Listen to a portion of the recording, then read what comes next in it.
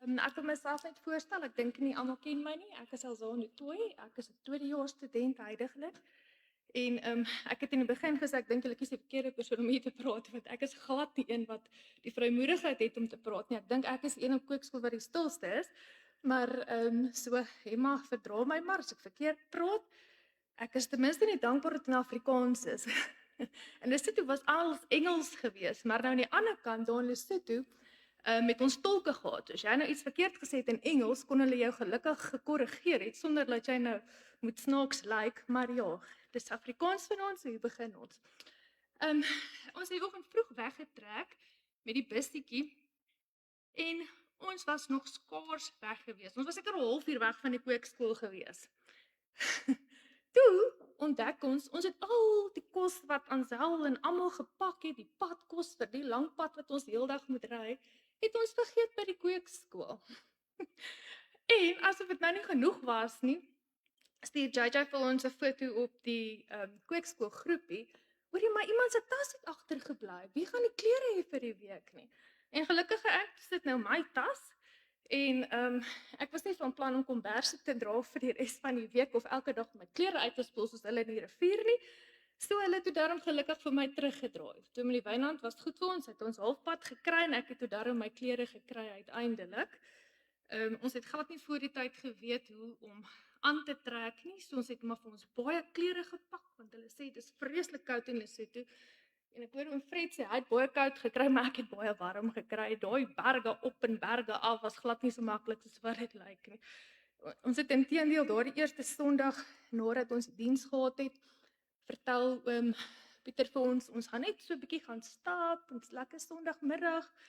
Julle, daai stappie was 3 ure soontoe gewees, en dan is dit afdraand. So ons moes al die pad opdraand teruggestap het. So ek moet vir julle sê, ek het daai Sondag eintlik half klaar moet opgegee, gedink ek weet nie so mooi hoe gaan ek 'n week uithou, berge op en berge af nie. Maar nou ja, die Here het krag gegee en ons het dit gedoen. Ek gaan so 'n bietjie saam met julle deur die foto's gaan, want soos ek sê, ek is nou nie een van vreeslik baie woorde nie, en ek het gedink as ek nou hier ietsie gaan skryf om vir julle te sê, gaan ek in elk geval alles vergeet as ek hier voor staan. So ek gaan maar so deur die foto's gaan, en dan wys ek vir julle wat het ons alles gedoen. Hierdie was die Sondag gewees, ons het daar aangekom en ons het die diens gehad die Sondag, en soos wat dit maar nou is in Lesotho, het hulle regtig Afrika tyd. Ons het eers gedog die diens is 10:00, naderhand half 11, en ek dink uiteindelik het ons eers 11:00 die diens gehad. En dan na die tyd, dan eet hulle nog daar saam. En ja, dit was baie lekker gewees. Henry het vir ons die diens daar gedoen. Hy het natuurlik ook die tolk gehad, wat alles vir hom vertolk het. Dan na die tyd, soos wat ek gesê het, dan kuier die mense, en dan eet hulle 'n bietjie, en dan gaan hulle huis toe. En ek wil vir julle sê, daai mense wat daar by daardie dienste is, wil regtig daar wees, want as mens sien hoe ver hulle moet stap, vanuit al hierdie klein dorpies uit, die villages uit, om daar uit te kom, is dit regtig mense wat daar wil wees. Ek kan ook net sê, waar mense baie keer in die werksomgewing met iemand die evangelie deel, die mense is nie regtig altyd oop daarvoor nie. Hulle gebruik jou dalk by die jaareindfunksie om die afsluiting vir hulle te doen, maar verder wil hulle nie regtig hoor van jou God nie. Maar hier in Lesotho, die mense was so oop geweest, en hulle het ons ontvang, en hulle wou gehoor het. Alhoewel ek moet sê, ek dink daar's mense wat maar net ja gesê het, wat nie regtig verstaan het nie. Maar ja, ten minste hulle wou gehoor het, hulle was so sponsies geweest. Hierso, hierdie huisietjies wat julle hier sien, was daai einste Sondag wat ons afgestap het, daar die Malaya Lodge toe. Ek gaan vir julle net so 'n paar fotootjies wys van hoe dit daar lyk. Dis alles hierdie mooi huttetjies. Daai was die ingang gewees. Kyk, daar's nou so 'n mooi groepie van ons almal saam. En wat baie opvallend is hier by ons ry jy maar so deur die strate, en jy gaan maar werk toe, en jy doen maar jou ding op kweekskool, maar jy kom nie regtig altyd in die natuur nie, en die natuur skoon, die skoonheid daar's ook nie ligbesoedeling soos wat hier by ons is nie, dis net pragtig, as jy in die aand in badkamer toe gaan en jy kyk net op, dis net sterre, dis so skoon, skoon, skoon.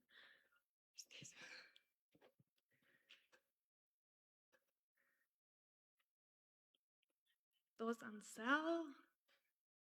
Ons het probeer om foto's te neem vir alles, want hierdie was omtrent 'n ondervinding wat ons baie geniet en vir ewig wil onthou.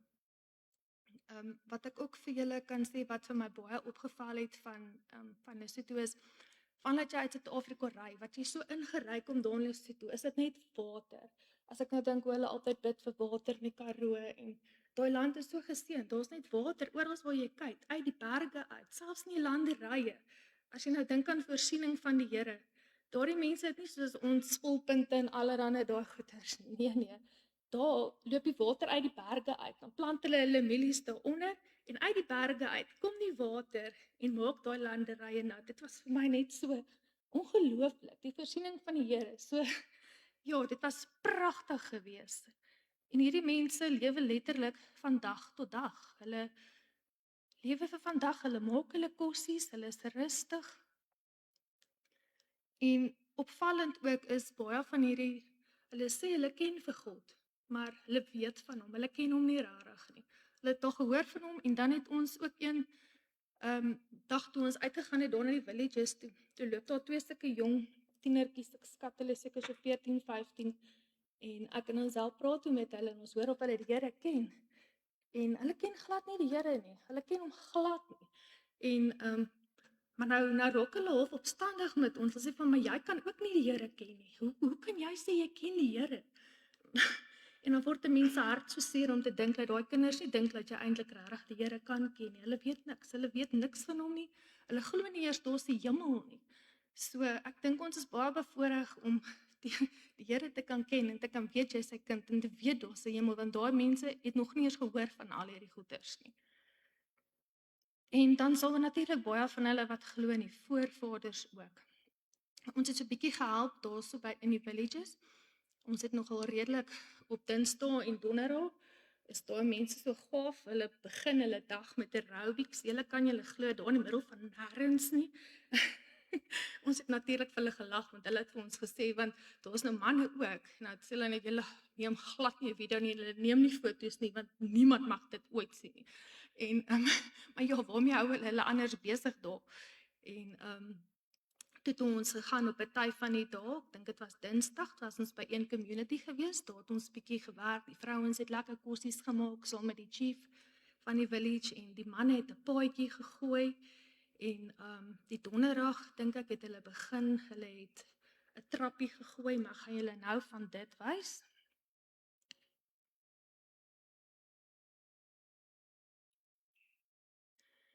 Daar sou ons bietjie gedeel, dit is in een van die villages waar ons was. Ons het maandag, woensdag en donderdag het ons elke dag uitgegaan na 'n ander village toe waar ons met die mense gaan praat. En daar is dit nie van jy ry rond nie. Jy stap rond waar jy wil wees. As jy wil kerk toe gaan, dan stap jy. Of jy nou 3 ure lank kerk toe stap, sodat ons moes gestap het af Malaya toe, hulle stap kerk toe. As hulle wil kos hê, dan moet hulle self daai kos maak. Hulle plant self hulle mielies. Daai mielies moet gemaal word. Daar's foto's hier wat ek het wat hulle die goeders droog, die boontjies, die sorghum wat hulle alles gebruik vir die pap, alles wat hulle daar doen hulle self. As hulle iewers wil heen gaan, dan stap hulle. So dis maar wat ons daar moes gedoen het. Ons moes gestap het. As jy die mense wil bereik, dan moet jy bereid wees om te stap. En gelukkig is die natuur so mooi daar. Mense wil eintlik net stap. Die vroutjie was op pad kliniek toe gewees, het ons by haar gestop en toe kon ons die evangelie met haar ook deel. En sy is dan ook een van die min wat wel saam met ons gebid het en 'n oorgawe gemaak het. Hier het ons ook saam met 'n vroutjie gepraat, 2 vrouens. Ons het so 'n bietjie met hulle meer gesels omdat dit vrouens is en ons is vrouens en hulle kon bietjie vir ons vertel van die challenges wat hulle het in hulle lewe. Hulle het ook maar swaar en hulle het families. Die een vroutjie doen naaldwerk en goeders, maar sy het nie besigheid nie. En sy het kinders en dan is daar 'n ander vroutjie wat bitter hartseer was want sy's getroud en sy kry nie kinders nie. En sy wil so graag kinders hê. Dis al wat haar hart begeer. Ons kon daar 'n bietjie met die vroutjies gesels ook. En saam met hulle bid natuurlik. Hier het, ek dink dis Tyler wat vir ons al hierdie mooi foto's geneem het van die sorghum en die mielies en alles wat hulle daar plant.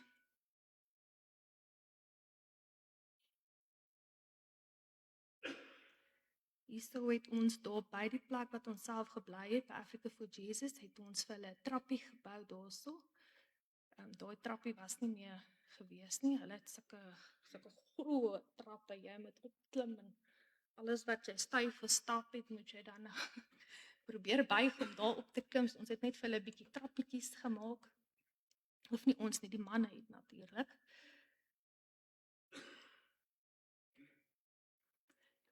Hierdie was ons weer by 'n ander village gewees. Daar het ons vir die chief, die manne weer eens nie, ons vrouens nie, ons het vir hulle kos gemaak.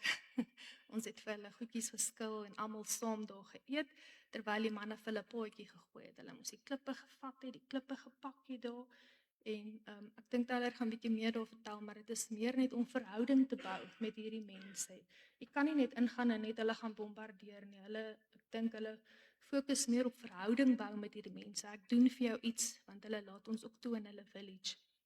En ek hoor hulle is glad nie soos ons waar jy in Suid-Afrika miljoene betaal vir 'n huis nie. Daar sê die vrouens, gaan jy daar na die chief toe en jy gaan vra vir hom, ek wil hier kom bly. En dan gee hy vir jou en sê vir jou, waar kan jy gaan bly? Dit is so totaal en al anders as hier in Suid-Afrika.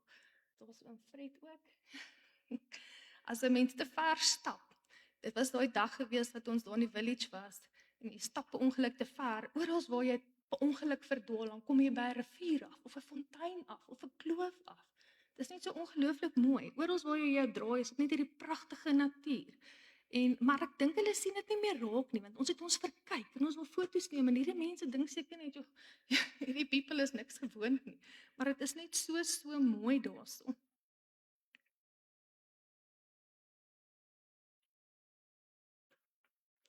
Daar was ons nog besig om te stap. Ons het letterlik gestap. Hier het Johanay bietjie met die kindertjies kon deel. Ons het pragtige bandjies gekry wat ons die evangelie met die kindertjies kon gedeel het. En hierdie spesifieke dag, ons het eintlik dalk nie 'n fokuspunt gehad om net vir volwassenes te gaan nie, maar hierdie dag was ons so vir kindertjies gewees. En toe het sy die geleentheid gehad om bietjie met die kindertjies ook te kon gedeel het.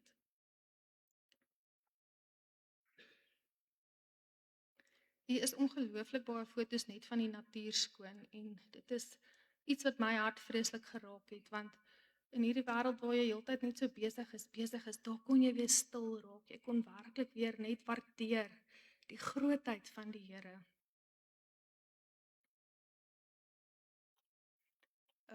Hier dink ek was dit Dominee Fred wat met hulle gepraat het en bietjie die leiding gevat het en die evangelie gedeel het met hulle in daai village.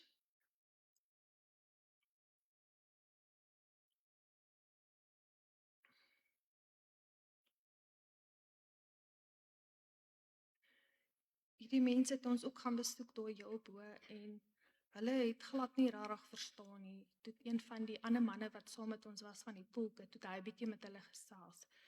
En dit was vir my so mooi, die Here wat eintlik op 'n eenvoudige wyse met almal kan deel. Jy hoef nie intelligent te wees om die evangelie te verstaan nie. Daai mense wat daar tussen niks en nêrens bly nie.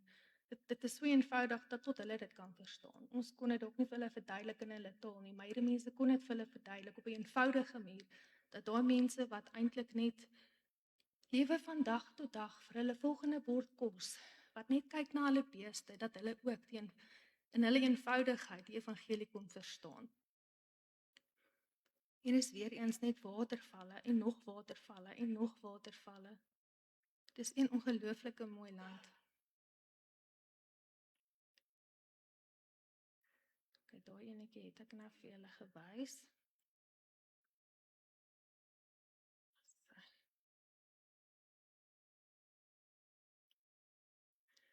En dan was daar ook hierdie foto wat eintlik net so ironies was. In die middel van nêrens net, hulle daarom nog 'n sin vir humor, dan is also 'n bordjie op wat sê, daai kant toe is Kaïro, daai kant is dit. En dink ek het hierdie mense wat in hierdie village bly, wat is die kans dat hulle ooit gaan Kaïro gaan, of ek het nie eens gedink hulle weet waar is Kaïro nie, maar ja, daar's daarom nou nog so 'n bietjie humor ook in die middel van nêrens nie.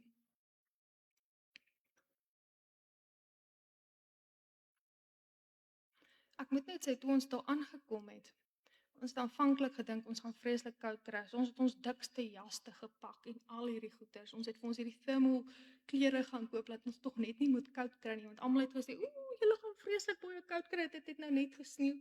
Maar door die week wat ons daar was eintlik so lekker. Deur die dag was dit lekker warm geweest, maar ek sien dit het nou weer gesneeu. Hulle sê daar lê nou 30 cm sneeu. So ek is ongelooflik bly dat ons daarom nou al terug is. Maar ja, ons het regtig nie so baie koud gekry nie. Daar het ons ook weer gestap tussen die berge deur.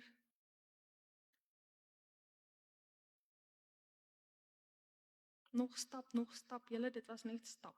Van die oggend tot die aand.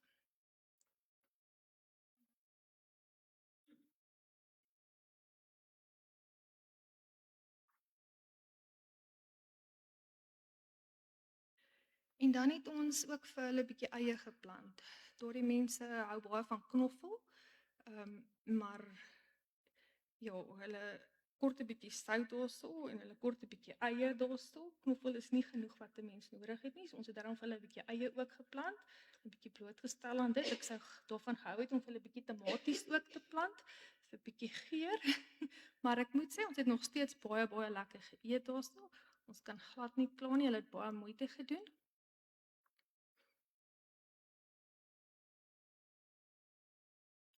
En weer eens, as jy nou daar is en jy eet wat hulle vir jou gee om te eet, dan skep dit so dankbaarheid in jou hart. Of jy nou 3 keer 'n dag pap eet, of jy net broodjies eet, of jy van hierdie goenyans of ek weet nie wat noem hulle daai ronde vetkoekies, of jy van dit eet nie, maar hulle het elke ete wat hulle gemaak het, hulle met moeite en liefde gedoen.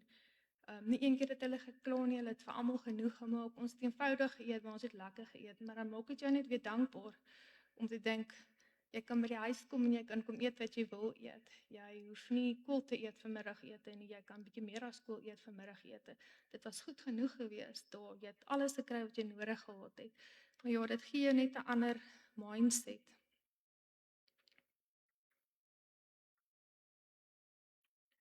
Hier is ook net waar ons gedeel het met hulle. Hier is daai trappie wat ons gebou het waarvan ek julle vertel het.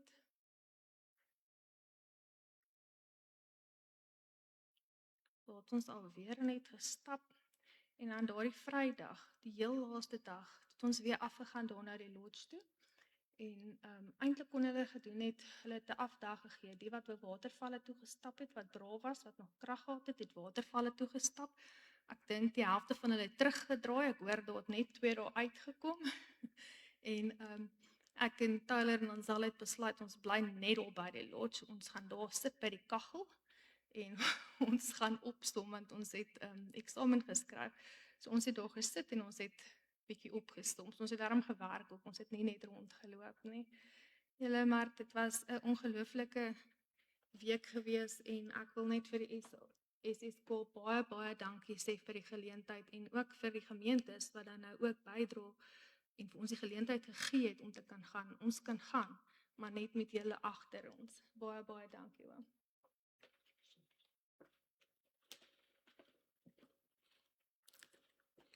Ek wil net sê, ek dink sy was die enigste een wat die koud gekry het.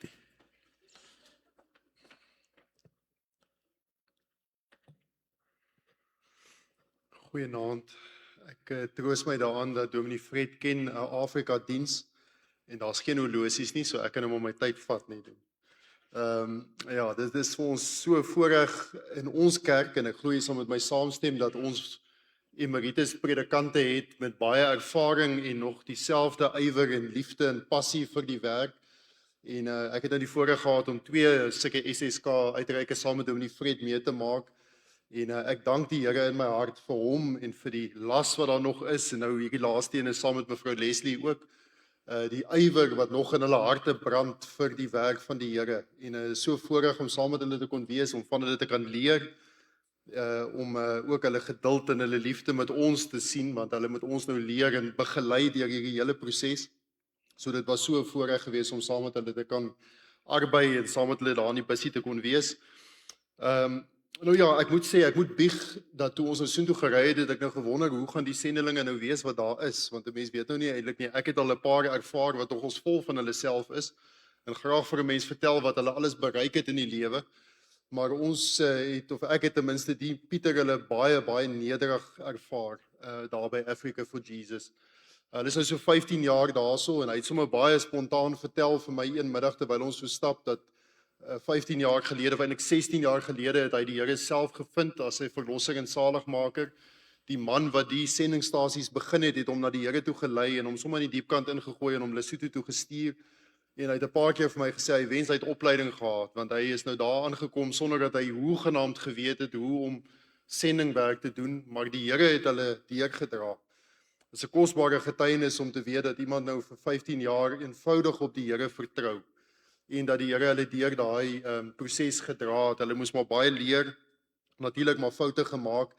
Iets wat my dadelik opgeval het, ek het nou maar daar eenkant gestaan en gekyk na die geboue, die sendingstasie staan nou daar, het nie voorheen daar gestaan nie, nou staan daar 'n plek, so ek het nou gekyk na dit alles. Ek het die bussie bestuur, ek is die enigste een met 'n PDP, so ek moes nou oor daai bergpas met daai sleepwa daar in die vallei in. En ek het by myself gedink, ek weet nie hoe gaan ons weer daar uit nie, veral as hulle nou sê daar gaan dalk sneeu kom. Nou wonder ek hoe het boumateriaal daar aangekom. Maar ja, staan 'n sendingstasie. In die geloof, ergens het iemand goed aangedra en daar's iets gebou. En ek sê toe vir sy vrou dat ek wil net hulle komplimenteer en sê hier is 'n pragtige sendingstasie en die fasiliteite wat daar is regtig pragtig.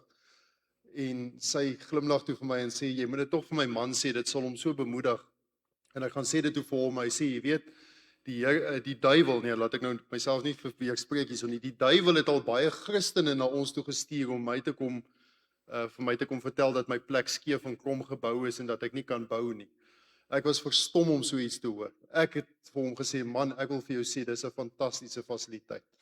En hy steek sommer sy hand uit en hy skud my blad van dankbaarheid dat iemand hom nou komplimenteer op dit wat daar gebou is. Maar mense vergeet baie keer, sekerlik, dat hierdie mense moes ergens in die begin gemaak het in die geloof.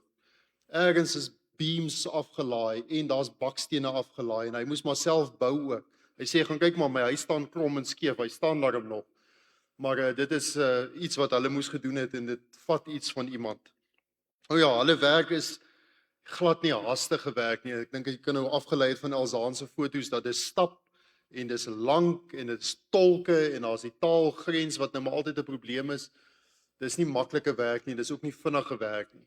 En ek het in my hart so gebid dat die Here maar vir ons ook daai geduld sal gee met siele soos wat hulle moet hê. Want baie keer kan hulle by een persoon sit in 'n dag en is baie lang werk. En soos Elzaan nou genoem het, dis maar stap. Dis 'n tydsame werk.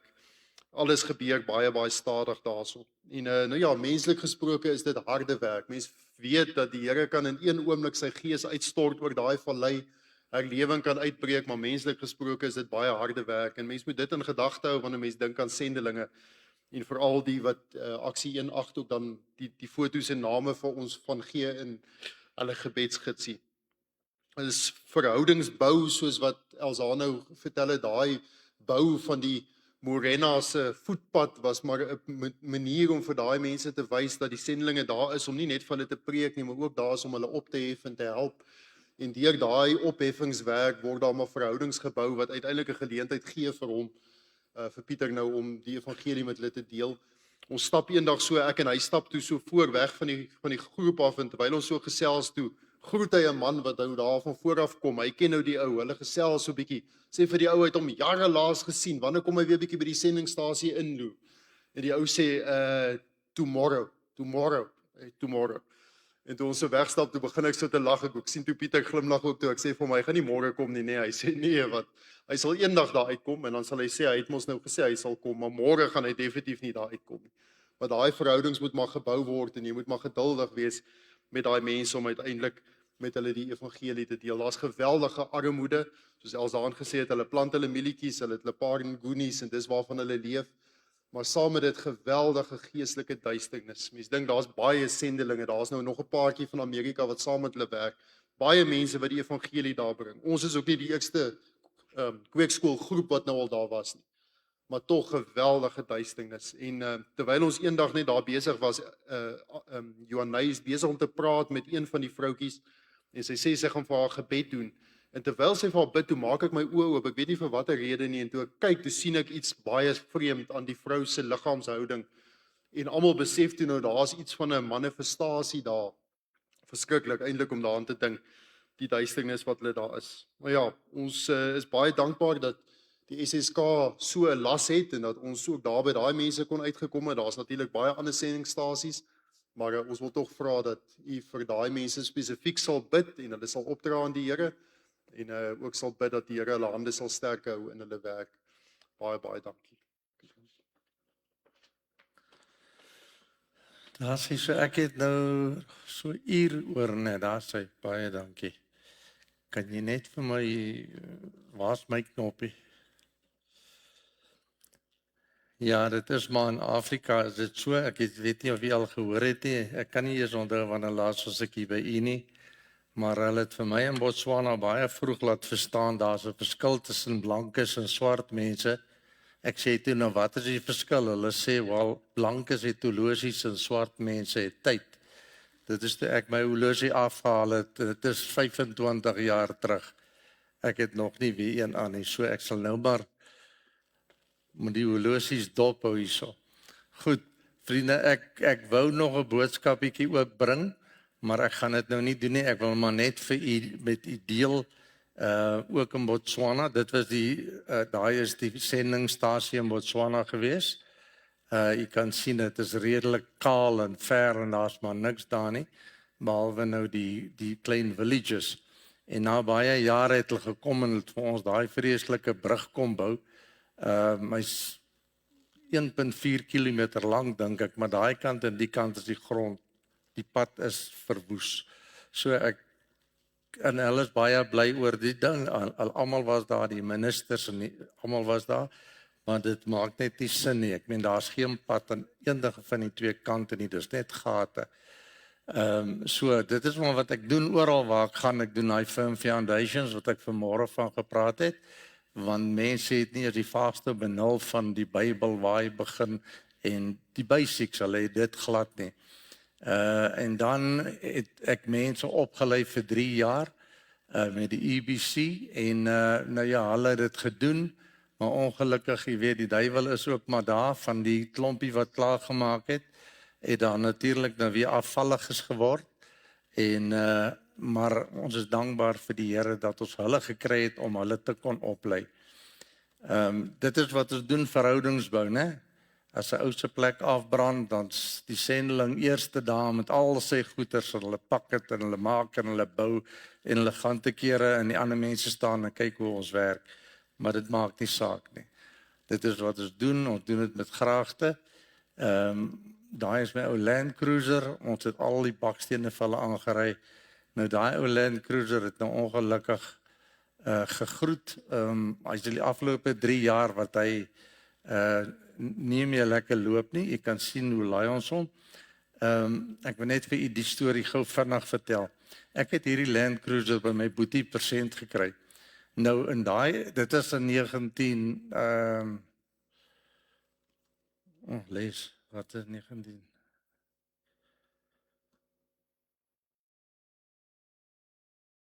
Anyway, ek het hom aan my broer gekry, maar die ding kom van 'n garage vloer af.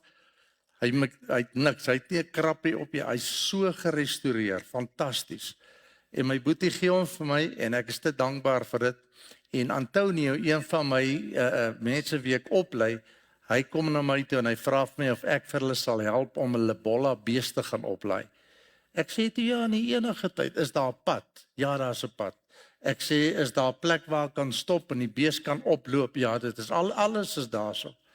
Vriende, in ons ry en op 'n stadium te sê, go in there. Ek sê, but there's no road there. I say, but you have to go in there, it's behind that bushes. Nou dink ek so, sê ek maar, ag Here Jesus, ek doen dit maar vir u, jy weet, en gaan ek daar deur daai bosse, ek dit skuur so, daai takke skuur so, en nou as ek deur, daar het ek my eerste skuur van aan die cruiser, en ons ry nou tot ons nou by die plek kom, toe daar nêrens niks nie, om die ding op te laai nie. Ek sê vir hulle nou, waar laai julle die ding op? Hoe laai ons hom op? Nee, maar nie worry nie. Maak my bakkie se klap oop, gooi toue om die bees se pote, ruk dit onder hom uit, spring op die bakkie op, en hulle druk daai bak van my, so oor die toubaar, met so 'n duik in. Ek sê, ag Here Jesus, ons sal doen dit maar vir u, en ek sê, gaan voort, en hulle gaan voort en maar hulle kry hom nie op nie. Daar's nie 'n manier dat jy hom gaan opkry nie. En die volgende oomblik, toe spring een daar reg bo oor op my bonnet en hy staan daar voor en hy vat daai bees vas. Toe sê ek, ag Here Jesus, kan ek hom maar net so rukkie terugkry. Die bakkie van my. En ek jaag hom toe daar af. Maar jy sien, hulle waardesisteem is totally anders as ons inne. Dit was meer waarde vir hom, daai bees, en wat daai bees vir hom kan doen. Dit gaan sy lebolla betaal. As om nou te kan worry oor 'n voertuig wat hy vol duike maak. Hy het nie 'n saak met my wat nou die ding wil oppas en mooi hê nie. En maar nee, na al die hy het baie hard gewerk en hy's nou al so vir 'n paar jaar wat hy staan. Ons is besig om hom reg te maak, maar hy het baie hard gewerk. Dit is maar alles is 'n verhouding bou. Ons het 'n masjien gehad om hulle mabelle en alles vir hulle te doen. Ons het klere en komberse uitgedeel.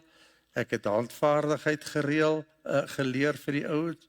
Daarso met 'n lathe. Ek gaan nou maar vinnig. Leslie het naaldwerkprojekte gedoen en sy het by die skool het sy met die kinders gaan praat. Daar leer sy die vrou eintlik die moedertjies met babas, nee ook. Ja, die jongetjies wat babietjies het om vir hulle kindertjies te kan klere maak. En daai was nou die rokke vir hulle het ook matriek afskeid, moet dit nie mis nie. En vir hulle mooi klere gemaak om te kan gaan. En daar's Leslie se preschool wat sy gehad het en wat ons baie oor opgewonde is. Ons het gedink nou dat ons weg is, gaan als in duie stort. Maar dit het toe nou nie in duie gestort nie. Wat gebeur het is vir baie jare het ons regtig gehoop en gebid want elke village het 'n village development council. En die council is veronderstel om projekte te vat en met die projekte te loop, dit te finansier ook. En al die jare wou hulle dit nie doen nie. En nou terwyl ons hierso was, toe stuur Susan ons 'n boodskap en sê dat die Village Development Council het gekom en hulle het nou ingekoop in hierdie preschool van en hulle het 36.000 pula tot haar beskikking gestel om weer goedjies te koop vir die preschool. En dis goed waarvoor ons al jare voorwag, want dit is tog maar die gedagte wat ons het as sendelinge, is om hierdie mense te vat, hulle toe te rus en op baie vlakke hulle iets te probeer leer. En veral op van die vlakke is om hulle te leer om verantwoordelikheid te aanvaar vir hulle eie kindertjies in die preschool, want dit is die village se kindertjies, dis nie ons kindertjies nie, dis hulle. En hulle het dit nou gedoen en ons is die Here baie baie dankbaar daarvoor. Selfs die kerke het hulle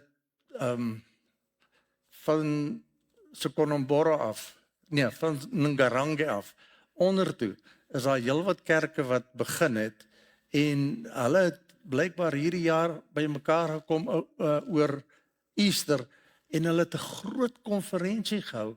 Dit is goed wat ons graag wou gehad het, dat die mense self in verantwoordelikheid vat en dit hulle self in begin doen. Hulle het tot 'n kerkie gebou. Dit is wel riete en alles, maar is goed. Hulle het nie 'n ander kerk nodig nie. Dit is 'n gebouetjie. En dan het die een dominee, hy's nou die langste daarso, wat hy gedoen het is hy het 100 pula gekry by elke lidmaat, sement gekoop, sand gevat en hulle eie bakstene gemaak. Hulle het al so 2000 bakstene toe ons daar was, toe tel ons dit. En dit is hulle werk miskien nie soos ek nie, maar dit is wat ons wil hê hulle moet doen. 'n Tipe van verantwoordelikheid aanvaar om voort te gaan. En so ook selfs met die opleiding. Ek het 'n ouetjie daarso gehad dat ek opgelei het wat weer opleiding kan gee. Hy's baie goed, maar ongelukkig is dit nou een van die hartseer verhale. As ek weggaan, dan is hy ook op verlof. So hy sal 2 jaar op verlof. Nog niks verder gedoen nie. Dit is nou maar ongelukkig ook een van daai goed wat gebeur. Ek hoop dit hy onthou ek gaan nie teruggaan nie. Dis ook die paaskonferensie en dis daar by die kerkie. Daai is nou die dominee van Ngarange, Joseph, en hierdie is die Poloko en Gomolemo. Dis nou die man wat op vakansie gegaan het. Die een ou in Chicago, hy het vir 2 jaar gaan boer. Hy is die dominee, hy's weg. 2 jaar het hy gaan boer. Toe vat ons 'n ander ouetjie en ons lei hom op en ons laat hom daar gaan. En na 2 jaar toe kom die dominee terug te vra vir die ouetjie, nou wat maak jy? Sê nie hy is die dominee, toe sê nie jy was die dominee. Laat hy gaan. Nou ja, dit is maar hoe dit daar werk. Hulle het nie al die reëls en regulasies soos ons nie om iemand te fire nie. Hulle sê gou vir jou, laat jy gaan. En dan gaan jy. Hierdie is nou Erik en Manyema. Hulle is met die nuwe kerkies. So het gaan baie goed daar met hulle. En dan werk ons in Kalai. Dit is in Angola, vriende. Ons het begin in 2000 bokkie nee. Wanneer was Jonas hulle daar? Sê weer? 2000. O ja, goed. Ek het vir vanoggend gesê sy is my brein, né? In 2000 het ons begin met opleiding in 'n vlugtelingkamp daarso in Botswana. En op die uiteinde is hierdie man en sy vrou is hulle saam met die span van die vlugtelinge wat teruggerepatrieer is Angola toe. En hierdie man het 'n visie vir die Here wat ek dink nie daar is 'n ou in ons kerk wat so 'n visie het nie. Dis natuurlik 'n visie wat glad nie bereik kan word nie. Maar hy het dit. Dit is televisiestasies en ek weet nie wat so goed als nie. Maar dis alles wat hy aan sit en dink aan wat hulle kan in betrokke raak. So hy het 'n baie groot passie. En hulle het daar's 22 provinsies in Angola en hulle het op hierdie stadium met hulle in 8 provinsies het hulle al gemeentes, is groot provinsies, soos baie gemeentes in 'n provinsie en hulle het al oor die 10,000 lidmate wat hulle daar het. En nou moet ek hierdie jaar as die Here my nou spaar en ons gaan na Angola toe, dan gaan ek nou opleiding doen vir ouens wat wil evangeliseer, want hulle sê dat al 22 provinsies moet geëvangeliseer word en kerke moet geplant word. Dis die visie wat hulle het en hulle doen dit. Die Angolese is net 'n ander tipe mens. Die Tswana en die Boesmaatjie, jy sê jou rug breek om 'n ding op te tel en alles, dan sal hulle net vir jou so staan en kyk, jy weet. Ek het op 'n stadium vir 'n sendeling daar gesê, 'n Kanadese sendeling, these people are extremely lazy to say, hey, don't say that, they laid back.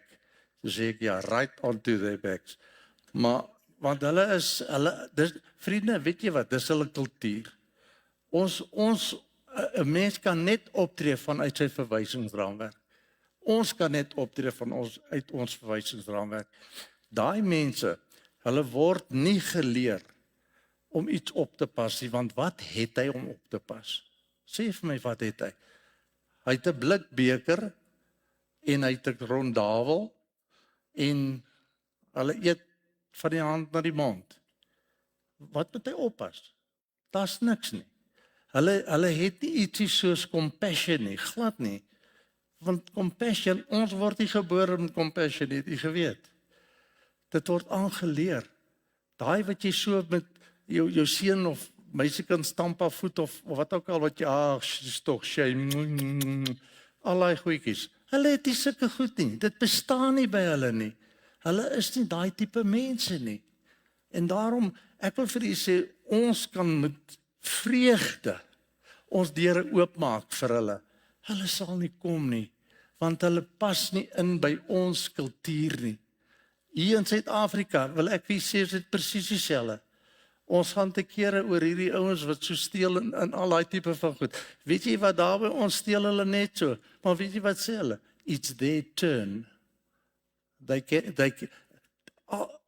die kerke wat ek by betrokke was, al die kassiere het al die geld gesteel. Dan vra ek nou, where's the money now? We ate it.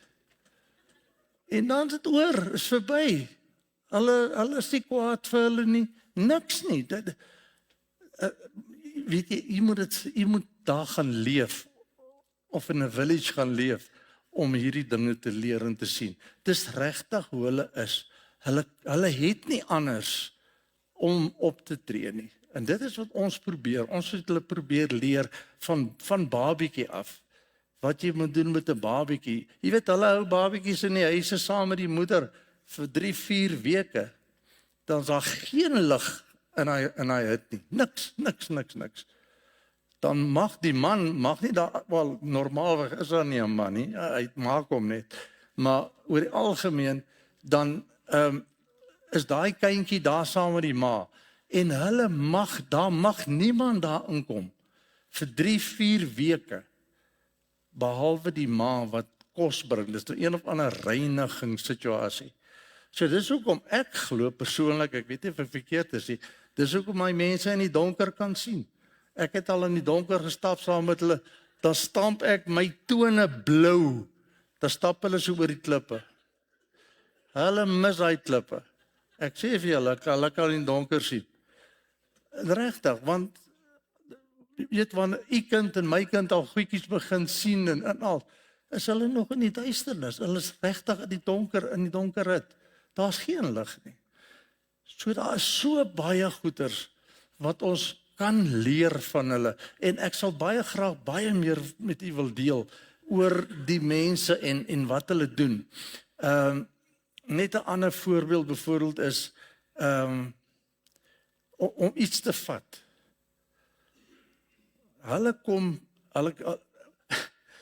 Ons het altyd sweeties in die huis gehad. En dan raak die sweeties weg. En dan sit ons weer sweeties en dan raak die sweeties weg.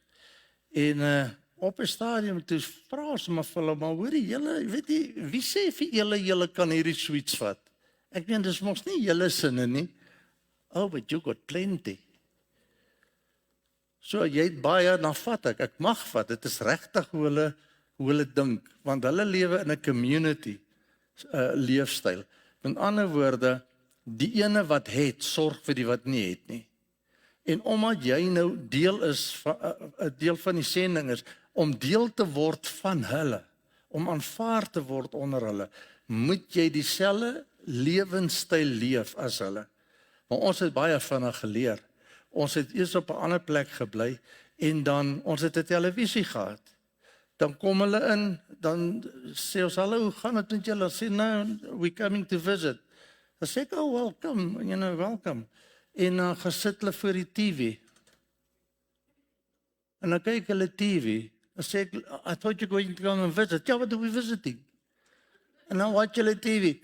Dan kyk hulle, dan sê ons, ek en Leslie later vir hulle, listen, we're going to go to bed now, it's 11 o'clock. Yeah, you can go, we lock up. Dan gaan slaap ons, dan sluit hulle, of hulle sit die TV af, en toe ons nou trek na 'n ander huis toe sit ons die TV in ons slaapkamer, hulle sal nie daar inkom nie. So, maar dit is maar 'n paar klein dingetjies, vriende, wat ons moet weet van die mense. Hier in Suid-Afrika, wil ek vir u sê, jy weet, jy bly saam langs 'n swart man, en hierdie man, hy speel musiek vir die wêreld. En nou is jy so keelvol vir dit, dat jy bel eventually polisie. En die polisie kom uit, want hy moet uitkom, maar hy verstaan nie, waarom, wat is jou probleem nie? Want wanneer hy vanaand van diens afgaan, en hy gaan huis toe, dan sit hy sy speakers op die stoep, en hy speel vir die village. So hy verstaan nie, hulle verstaan regtig nie, ons wette nie. Want wet en orde is regtig 'n baie moeilike ding by hulle. Dit is nie iets wat 'n groot aftrekking kry by hulle nie. Hulle maak net soos hulle wil, hulle doen soos wat hulle wil. En dit is regtig so, dit is nie dat hulle al die laws breek nie.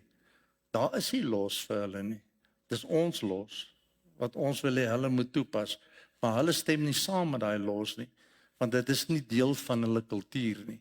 En daarom, daar is so baie goeters wat ons kan leer van hulle, want nou in plaas daarvan om nou 'n enorme boei te gaan opskop, jy weet, en te beklei met hierdie ouens nou, want hulle hierdie musiek maak, hy gaan sy afvee aan jou, want hy gaan nog steeds net, hoe harder jy moan, hoe harder speel hy.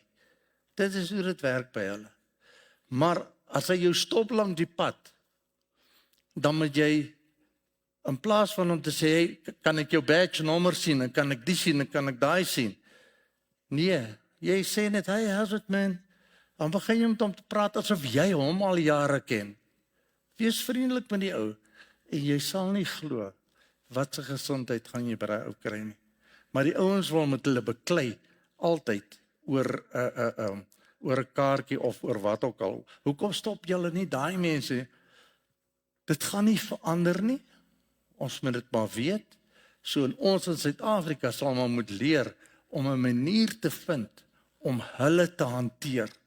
Want dit gaan baie probleme wat ons vir onsself maak oplos. Nou hier's ek weer by Jonas hulle.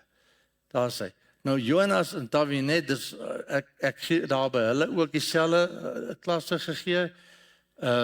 Firm Foundations, dis wat ons altyd doen, want die mense verstaan niks nie. Niks. Hierdie is die UBC studente huidiglik, wat daar nou is in Angola. Daar's ons nou maar die kerk wat ons vir hulle gebou het, daar's ons huisie in Kalai. Hierdie is ons verwys na preekpunte. Ons het preekpunte wat nou net sommer onder bome of so is, en dan gaan preek ons daar vir hulle. Nou vriende, hoekom doen ons hierdie goeters? Hoekom gaan bly ons onder 'n ander kultuur? Want weet jy wat, ek het vir die Here gesê, want ek is van die begin af, vanaf die Here Jesus my siel gered het ek vir die Here gesê, ek wil graag gaan werk, want ek is geroep toe, onmiddellik. Ek wil graag gaan werk onder mense wat nie die kennis het wat ons het nie. Ons het baie kennis, en veral Bybelse kennis. En nou ja, op die uiteinde toe ek opgeëindig in Botswana, en ook toe later in Angola, maar ek het nou baie ander Afrika lande ook gewerk. En ongelukkig die gesig van die kerk in Afrika is charismaties, ongelukkig, het is so. Die meeste van die kerke, ons eie mense, ek werk hier so in ons eie swart woongebiede, hulle almal kla oor dat die charismatiese kerke kom en hulle neem totally alles oor. Want 'n deel van hulle kultuur is loud music en dancing. En ons swart kerk, die ERC, die Evangelical Reformed Church, wil ek vir u sê, is so dood soos ons. Net so dood. Daar is omtrent niks wat daar gebeur nie. Nou outomaties gaan die ouens na die charismatiese kerke toe. Outomaties. En nou, hulle sit met daai probleem, want dit is wat in Afrika aangaan. Ou Bashiri, wat daar by ons in Botswana, ek meen, ons bly in put sonder waar ook al. Ek weet, jy ry daarvan waar ons gebly het, en jy check ek sien op my foto, jy ry met daai grondpad, as dit gereën het, ry jy 4 ure met 90 kilometer, net op my grondpad. En nou kom Bashiri daar aan met sy mense, en hulle slaan hierdie enorme tent op, en hulle sit groter speakers, hele klein speakertjies hier so, maar is in daai kerk, en raai wat? Leslie se hele Sondagskool kom na toe en sê, maar Freddy, we going away now. Sy sê, waar na toe? Nee, na daai kerk. Sy sê, but do you know what they teach? No, we don't know, but it's time for us to sing and dance. Want dit is wat hulle wil doen. Hulle wil sing en dans en te kere gaan. En dit is hoekom die val in die gees en al daai goeie so 'n aantrekkingskrag vind by hulle, want hulle leef op hulle emosies en hulle wil graag sien dat dinge gebeur. Ons weet dit werk anders. Ons leef deur die geloof. En as 'n mens wil wonderwerke sien, wil ek vir u sê, ek kan vir 'n paar opnoem wat ek met my eie oë gesien het, wat die Here toegelaat het wanneer hy dit wou toelaat. Maar hierdie mense hou van die tipe van goed, want dit pas baie naby aan hulle kerke. Ons het 'n kerk daar gehad, ek dink dit is St. John's. In elk geval, ek weet nie wat hulle probleem nie. Elke Vrydag en Saterdag aand sit hulle het 'n tafel voor die kerk met 'n doek oor, dan sit hulle kos daar neer en 'n bak water en 'n candle. Dan vra ek vir hulle, maar hoor hierso, het iemand al ooit, dis vir die ancestors, het hulle al ooit kom eet? Enige iemand al iets kom eet? No, never. Ek sê, but why are you still doing it? No, for when they come, there will be food for them. Jy sien hulle leef op daai tipe van ding. En dit is hoekom die ancestors is vir hulle, jy kry God en dan kry jy die ancestors, wat bokant God is. Dis hoekom hulle aanvaar maklik die Here Jesus. Aanvaar hom baie maklik, maar nie as hulle verlosser en saligmaker nie. Net nog een wat hulle kan by hulle bysit. So ag vriende, daar so baie goed dat ek met u kan deel, maar ek sien die horlosie het my alweer gevang. Maar baie dankie dat ons hier kon wees en dat ons met u kon praat, net 'n bietjie met u kan deel van wat ons beleef in die sendingveld en dankie vir die studente dat hulle kon saamgaan en ek is nou in Suid-Afrika, so ek sien uit daarna om nou elke jaar saam met die studente ergens heen te gaan. Ek hoop die SSK wil ons 'n bietjie vlieg, jy weet daar na Seychelles toe, maar ek glo nie hulle sal nie. Nou ja, baie dankie dat julle geluister het. Vriende, kom ons sit net so en dan bid ons saam. Ag wonderlike Here, ons sê vir u baie dankie dat ons met mekaar kan deel. Met mekaar kan deel waarmee u besig is. Want Here, dis nie ons werk nie, dit is u werk. En baie dankie dat daar nog baie ander organisasies is, soos aan Lesotho en baie oor die wêreld, Here, wat betrokke is by u werk in die sendingveld. Maar Here, ek het net nou gesit en dink daaraan toe Elzaan sê dat daai kindertjies weet nie eers van die Here nie. Toe dink ek, dis nie fair nie. Dan gaan ons blanke kindertjies ook nie eers meer weet wie's die Here nie. Want Here, die kultuur verander so dat ons gaan self 'n sending land word. Nie wat sendelinge uitstuur nie, maar wat sendelinge nodig het om ons mense te bereik met die evangelie.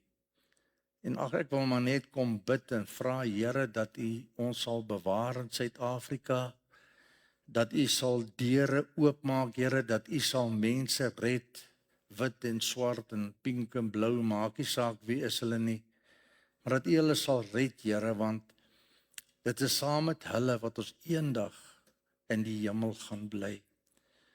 En Here Jesus, baie dankie dat ek weet nie hoe dit werk nie, maar dat u liefde in ons so bewerk, dat ons 'n begeerte het om te gaan en om met mense die evangelie te deel. Baie dankie daarvoor, Here, en kom en gaan voort met u werk en u word alleen verheerlik. Amen.